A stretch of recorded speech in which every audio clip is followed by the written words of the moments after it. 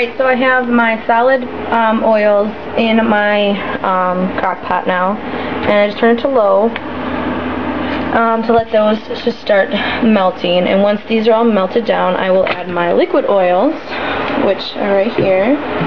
Oh, sorry, I could tell you what these were. Coconut oil, palm kernel oil, and shea butter. And I'm using olive oil, and I need to add 1 ounce of castor oil. So let's try to do this slowly. Yeah, you'll need a digital scale that can tare, has a tare function. Here we go. So yeah, once these are melted down, I'll add these, stir it up real good, and then hopefully my lye will be, sorry, spacing out here. Okay, hopefully my lye will be low enough. If not, I'll put this whole container in an ice water bath to cool it down quicker.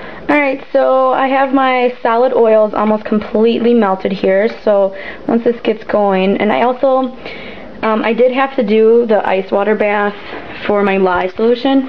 I ended up just putting this in here with ice and water, obviously, and let it sit now, and I just pulled it out, and it's about 95, 96 degrees. So once this other chunk here melts, I'll pour the other liquid in, and then I'll pour the lye in, which I might have to set you down for. I don't know how I'm going to do that, because obviously I need 2 hands. I don't have a tripod yet, so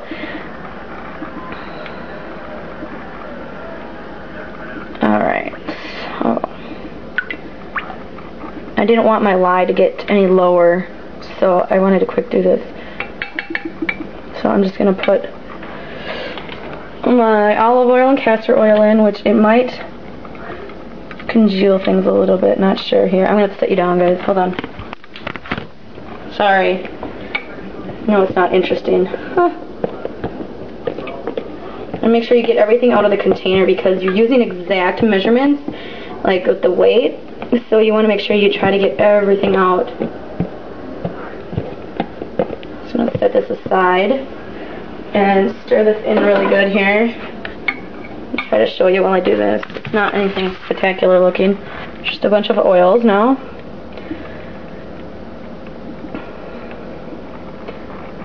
Okay, so yeah, anyways. I'm going to try to figure out a way. I don't know how to show you this while I do it. Try not. I don't think that's gonna work either. I can't see. Okay, maybe if I put something under there.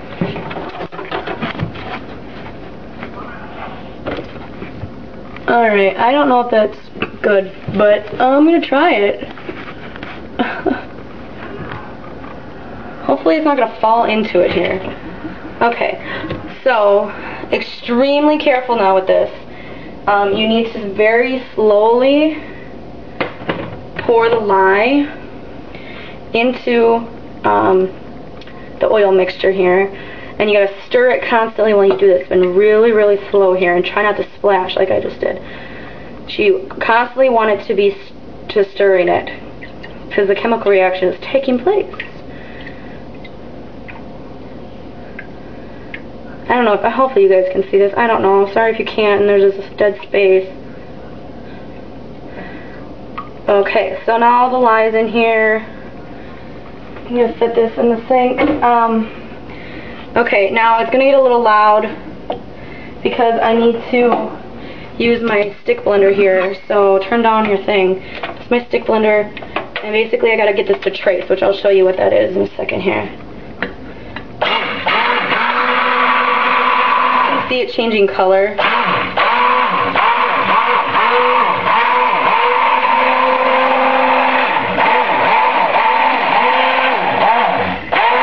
You want another shorter burst?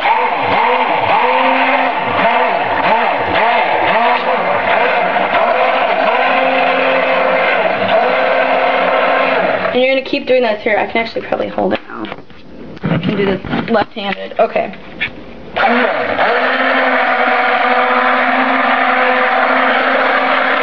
want it to get to trace, which is kind of like a consistency of thin pudding.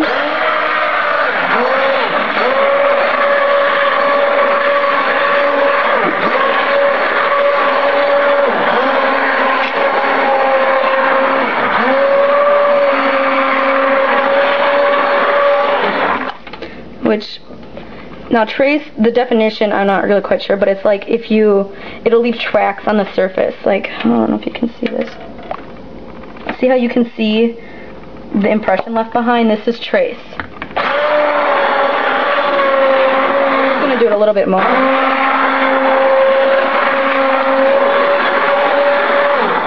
Alright, so now if I were doing cold process soap, what I would do is add in my additives like essential oils or herbs or anything like oats or anything like that, and then I would pour it right away into my molds. But because I am doing hot process, I'm going to turn it on low and let it cook for a while. So yeah, alright guys, I'm just going to clean this up. Okay, I'm just going to give you a quick peek. It's been about a half an hour, and what I'm going to show you, but I didn't want to leave it open too long. You can kind of see it already. It's starting to get a little bit translucent around the edges, and that's going to keep growing into the center. I'm just going to quick show you. So yeah, it's just cooking. So I just got one of these boxes that I thought would be a nice size, and I lined it with parchment paper, wax paper.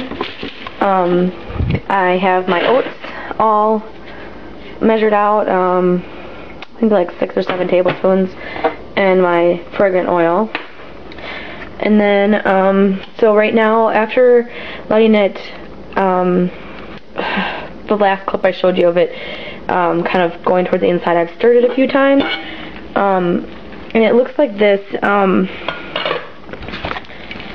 It's kind of like really loose mashed potatoes, like, I guess if you would make up from a box, like fake mashed potatoes.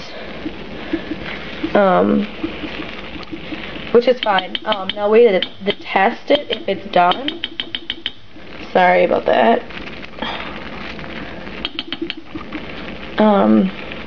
Sorry, I'm trying to get it all off the spatula.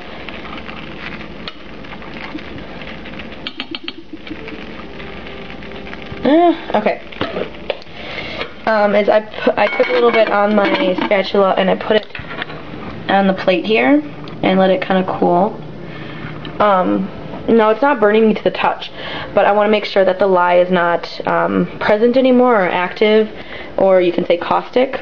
So I'm going to do like the zap test, or this is called the zap test, which is like, which is like putting a 9-volt battery to your tongue. So I'm going to do it, and I don't know, we'll see if it zaps me. I did it last night, and it zapped me, so, no zap. Doesn't really taste like anything. A little bit like soap. Not bad. So, which to me, I'm going to leave it for another 10 minutes or so just to make sure. But, so basically, it's just telling me that it's ready. Alright, so I just waited about 10 more minutes, and I added in my oats and my flavoring or scent, wow. And then you very quickly have to pour it in. Try to get it into the corners as best as you can, because it's already hardening, and if I try to do anything to it now, I really wouldn't do a whole lot.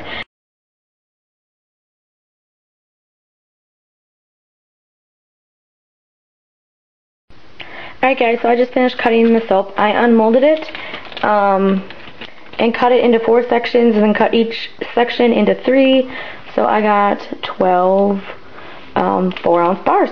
So some of them are a little bit over 4 ounces. I think that one's 4.1, 4.3, you know, you get it. But so yeah,